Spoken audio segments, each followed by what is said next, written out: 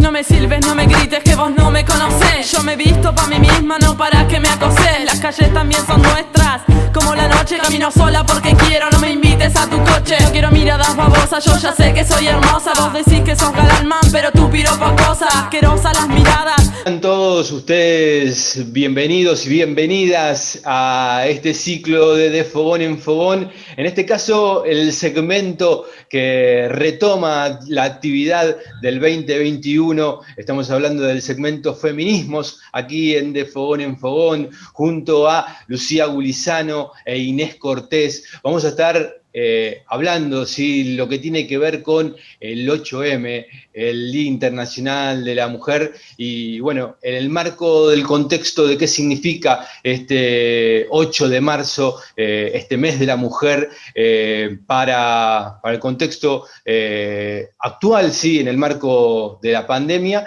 y la coyuntura particular del Uruguay. En primer lugar, le damos la bienvenida a Lucía. ¿Qué tal? ¿Cómo va? Hola, ¿qué tal Andrés? ¿Cómo estás? Bueno, y un saludo a todos los que nos están mirando y a todas las que nos están mirando. Bueno, me parece importante como poder pensar esto de, que traías de la coyuntura y poder pensar que, bueno, que en la región, ¿no? O en América Latina la coyuntura es bien variada o ha sido en los últimos años bien variada, ¿no? Las luchas como por la igualdad y la justicia social viene tomando desde hace varios años en América Latina un espacio diverso de resistencias y luchas contrahegemónicas, antineoliberales, ¿no? Y cada país, bueno, un poco con su propio proceso, sus propios tiempos, ha empezado a generar cambios en pro de construir sociedades más justas, bueno, para todos y todas. Y en este proceso de lucha, ¿no?, que se viene como dando a nivel mundial, también, no solo regional, nos encontramos con, bueno, nuevos marcos de sentidos, ¿no?, múltiples voces que interrogan la realidad, que aportan saberes y experiencias propias y que aportan a interrogar la realidad y sobre todo esto de mostrar lo invisible, ¿no? Y esto me parece bien importante, porque en este sentido es que el movimiento feminista viene como a aportar al cambio social, ¿no? Viene primero que nada a mostrar esto de lo no dicho, de lo que antes no era percibido por todos y por todas, ¿no? El feminismo es una teoría y es una praxis, es un proyecto ético y político, y ha venido pensando desde lo común, ¿no? No ha venido pensando desde una estratosfera por fuera de la realidad, sino que justamente nace desde lo cotidiano, nace de esto naturalizado, y en este sentido es que aporta análisis reveladores a la invisible discriminación y opresión sexual que vivimos las mujeres, ¿no? Y a partir de esto viene como creando propuestas emancipadoras, sacar a la luz la propia experiencia de las mujeres, ¿no?, en los territorios, en los barrios, sus propias experiencias como cotidianas, es en sí mismo ya un proceso emancipador y liberador en ese sentido. La histórica discriminación, opresión y explotación como un grupo subalterno, ¿no?, que incluso en la historia tuvo que construirse a sí mismo como un sujeto político. Recordemos que en la primera ola del feminismo es cuando nace la mujer, ¿no? Y no es que antes no había mujeres, sino que nace la mujer como sujeto político. Entonces, en ese sentido es que se han creado como las condiciones, ¿no?, de desigualdad, ¿no? Donde esta desigualdad queda totalmente naturalizada. Y justamente por esto es que la opresión de género es naturalizada incluso dentro de los movimientos emancipadores y revolucionarios. En este sentido es que las propuestas del feminismo son aún muy poco comprendidas, frecuentemente postergadas todavía hoy, ¿no? Las mujeres aún dentro de sus propios movimientos sociales o movimientos políticos tienen que seguir dando una lucha para poder poner como prioritaria la explotación sexual y la diferencia sexual, ¿no? Muchas veces los propios movimientos sociales o políticos en busca de la justicia social terminan como generando propuestas donde el patriarcado queda intacto, ¿no? Y de alguna forma esto termina o por desconocimiento o por negación, pero de alguna forma desconoce la relación que existe intrínseca, ¿no?, entre lo que es el patriarcado, el capitalismo y el racismo. Y en este sentido es que el feminismo es un pensamiento, bueno, como crítico, contrahegemónico y contracultural, ¿no?, que se plantea demostrar tanto la explotación y la opresión patriarcal fundada, ¿no?, en este contrato sexual, si se quiere, que algunas feministas utilizan ese término, que genera como las bases para el contrato social posterior y actual que tenemos. ¿No? Ustedes piensan que la sociedad se organiza en base como a dos esferas, lo público y lo privado, ¿no?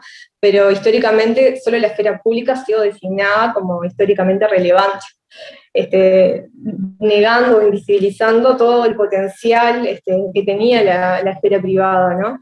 Entonces, esto justamente es lo que termina legitimando la diferencia como desigualdad, ¿no? Porque la diferencia en sí misma no es mala, el tema es que a esta diferencia se le agregan jerarquías donde, bueno, unos son más importantes que otros, en definitiva, ¿no?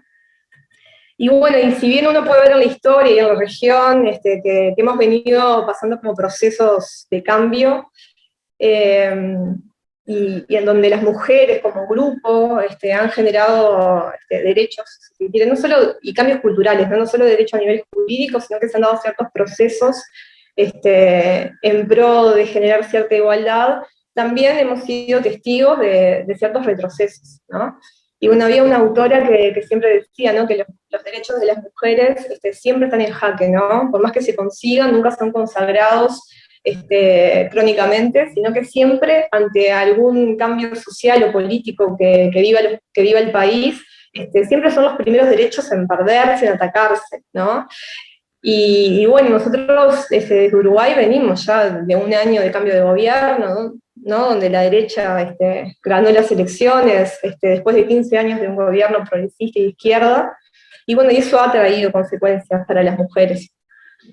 Capaz que no explícitamente, porque nunca es explícito, la opresión de la mujer, o no muchas veces es explícita, sino que siempre queda como en esto de lo invisible. Pero los cambios que se han dado a nivel de recortes, a nivel de retrocesos en cuanto a lo social o al cambio social que se estaba implementando durante esos 15 años, ha tenido repercusiones distintas, porque las mujeres y los varones en la sociedad ocupamos lugares distintos, entonces siempre esto va a repercutir de forma diferente. Las mujeres, no sé, pensando un poco incluso en la pandemia, ¿no? Y que ahí uno es cuando puede entender más la desigualdad. La pandemia a nivel mundial y esto en general ha hecho que la distribución del tiempo incluso se viva de forma distinta, ¿no? No sé, por ejemplo, hace poco salió una investigación que decía que en la pandemia los profesionales y los científicos reproducieron más papers, hicieron más investigaciones, y sin embargo las mujeres no. ¿Por qué? Porque las mujeres, al estar en el espacio privado, eran las que se ocupaban de los cuidados, ¿no? Entonces ahí uno puede ver cómo todo nos impacta de una forma muy distinta.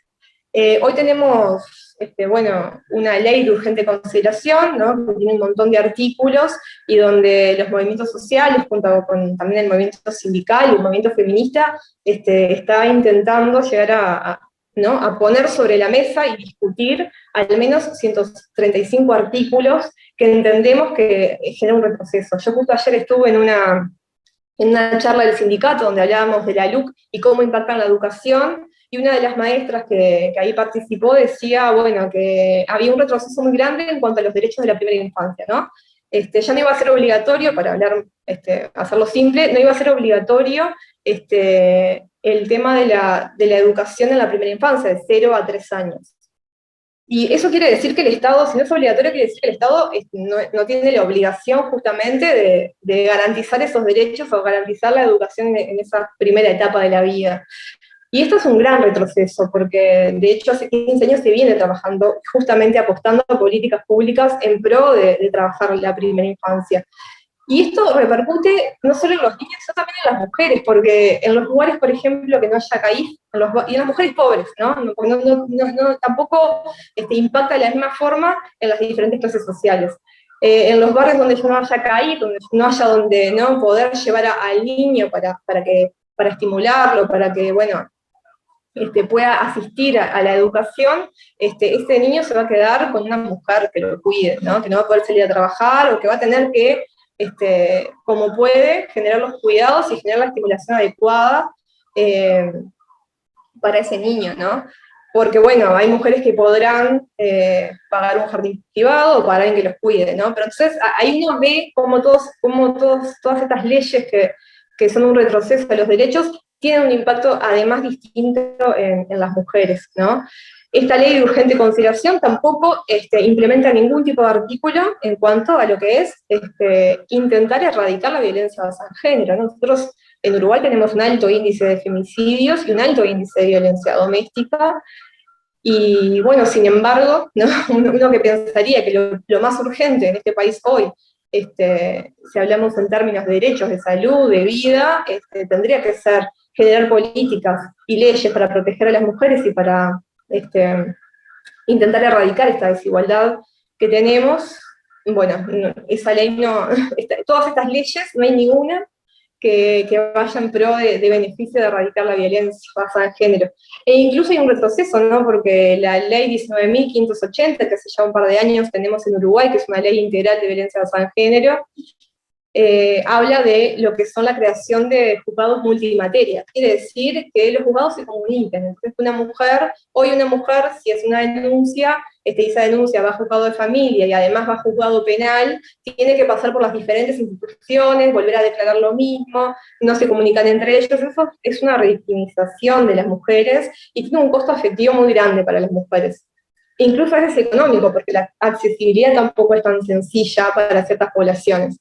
Bueno, eso se desestimó, ya se dijo que no iba a haber presupuesto destinado para crear esos juzgados, ¿no? Entonces, bueno, uno se pone a pensar, bueno, cuáles son las prioridades del gobierno, y claramente, por más que en el discurso pueda decirse algo, en los hechos las mujeres siempre volvemos a quedar en segunda categoría, ¿no? Y bueno, ni que hablar de pensar un poco en los servicios, ¿no? Hoy los servicios de atención a violencia que maneja el Estado, ¿no? Están siendo precarizados, donde sus trabajadores están meses sin cobrar, donde no se han creado o pensado estrategias distintas para atender, por ejemplo, lo que ha sido la pandemia.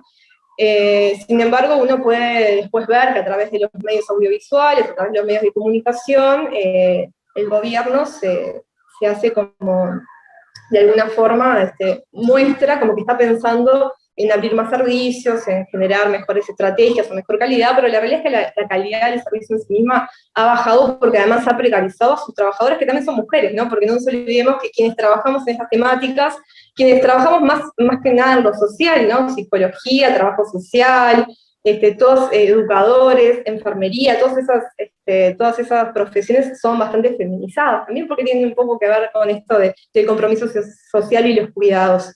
Entonces, bueno, tenemos trabajadoras precarizadas, servicios con menor calidad, más precarizados, y una alta, ¿no?, en lo que es la violencia basada en género, también producto un poco de la pandemia, porque es esto, nada impacta de la misma manera a hombres y mujeres.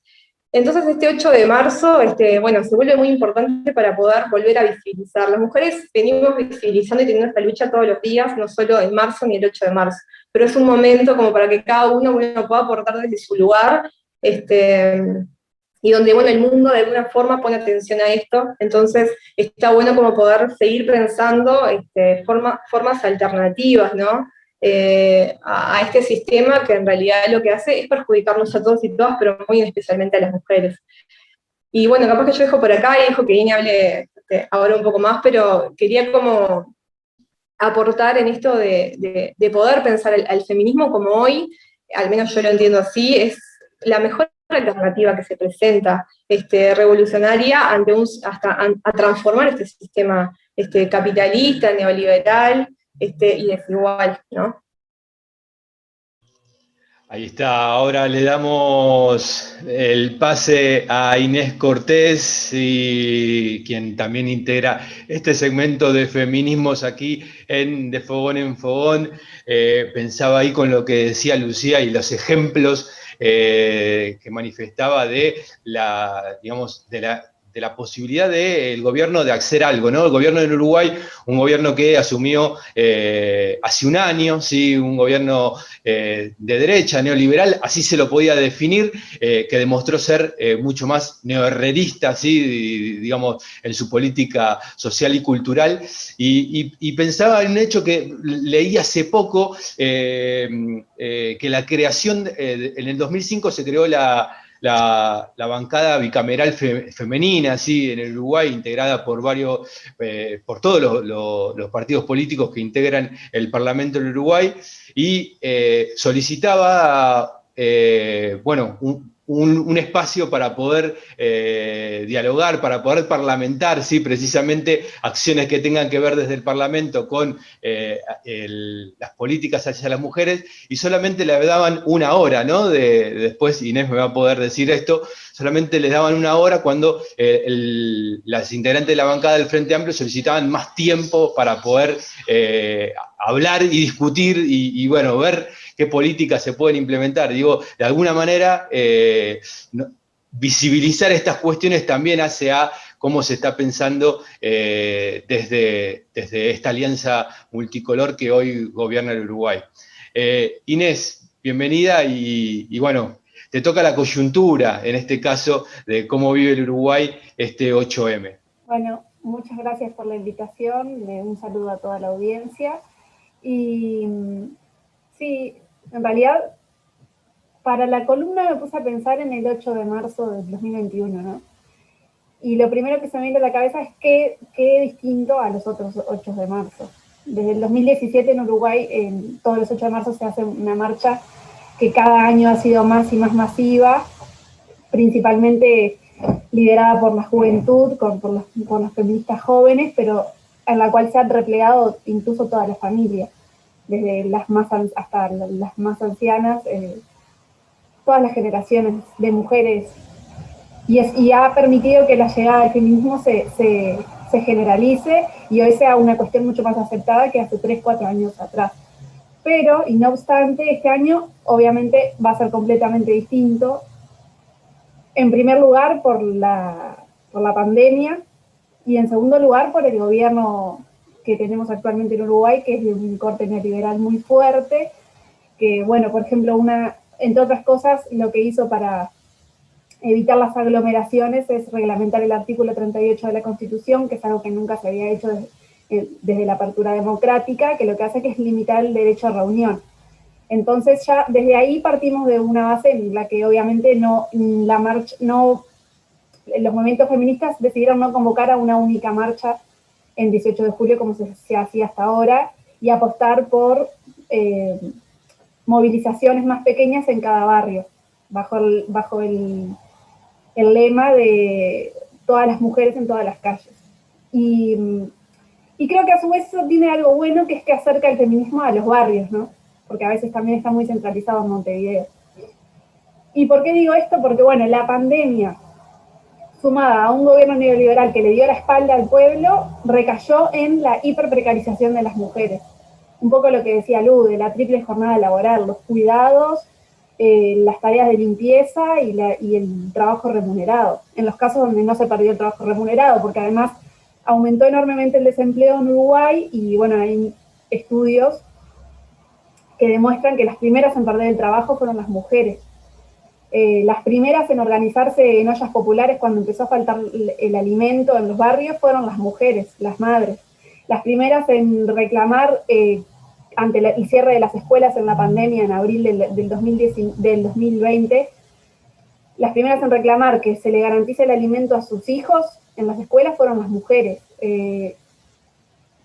Bueno, también ante represiones policiales en los barrios, las que salen a defender cuando los policías abusan de su poder son las mujeres. Recientemente en Malvin Norte hubo un caso de eso, donde 3 mujeres fueron baleadas y reprimidas con un abuso policial que, bueno, ya está en investigación en el Instituto de Derechos Humanos, pero las que están ahí siempre poniendo el cuerpo en los barrios y en las situaciones más precarias son las mujeres.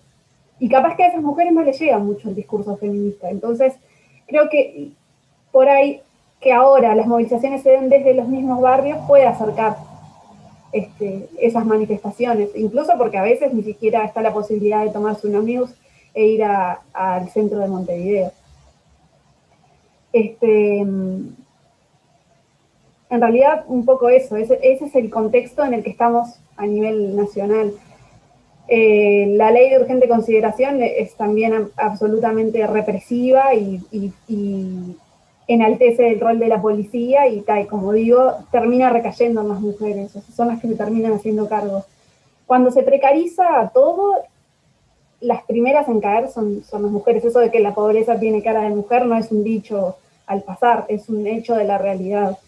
Y bueno, los movimientos feministas vienen a poner esto en agenda, a ponerlo en debate, y lo paradójico, ahora que vos hablabas un poco de la bancada bicameral femenina, bueno, yo soy diputada suplente por el MPP acá en Uruguay, y estamos transitando como una dificultad en ese ámbito, porque se vuelve incluso difícil juntarlo y debatir sobre los problemas reales de las mujeres. En parte porque hay muchas mujeres de derecha, en esto de que, bueno, capaz que el hecho de que haya mujeres en los lugares de representación no es suficiente. Creo que en Argentina hablaban de empezar a exigir feministas en las listas, ¿no? Y bueno, ahí en esas discusiones estamos. En tratar de dar las discusiones que son relevantes para la vida de la gente y de las mujeres en particular. No sé, creo que por ahí. Ahí está. Iba a preguntar por cómo, digamos, o sea, el abordaje, digamos, del feminismo, del progresismo y de la izquierda en particular, en Uruguay claramente, como en Argentina, en la era Macri, está en la resistencia, ¿no? Y cómo es esta resistencia con la complejidad que tiene la pandemia, ¿no? Esto que mencionaba Inés, ¿no? De la imposibilidad de ocupar las calles como antes, digo, o sea, en la imposibilidad a veces hasta de reunirse o reunirse con los parámetros de la distancia, digo, bueno, estas instancias del Zoom, o sea, pero a su vez con los problemas de conectividad, de tener o no tener datos en el celular, de tener o no tener computadora. Digo, eso cómo se viene llevando a cabo, por lo menos desde los movimientos sociales y que están pensando en la resistencia y la visibilidad de esto que ustedes mencionaban, ¿no?